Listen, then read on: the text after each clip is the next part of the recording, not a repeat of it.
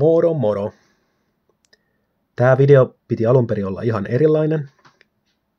Eli tarkoitus oli tehdä jonkunnäköinen pieni esittely ja esitellä, mitä tällä kanavalla ollaan nyt tekemässä.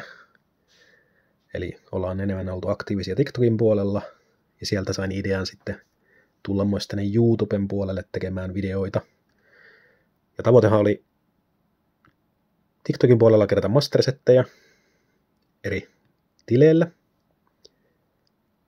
Ja nyt on sama tylsä tavoite, eli mastersetti tästä uudesta Phantasmal Flames-setistä.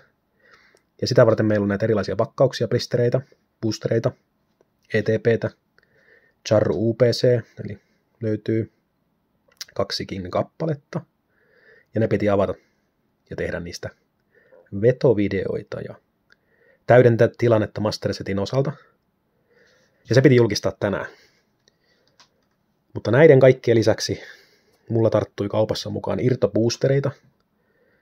Niitä taisi olla 10 tai 11 kappaletta. Ja päätin jostain kumman syystä avata ne ilman kuvaamista. Niin kurkataan vähän, mitä mä otin ennakkoon noista pakoista. Nämä ei tule järjestyksessä. Mutta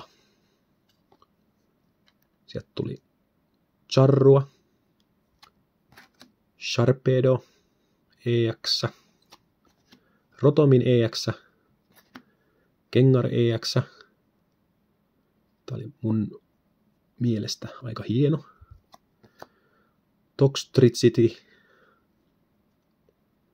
Tämä lähtee lahjoituksena yhdelle henkilölle.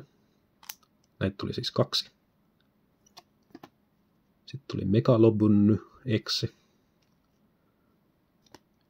Wooperi. Wigglytuff. Sypis.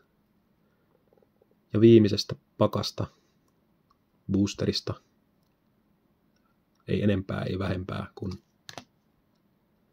Mega Charizard.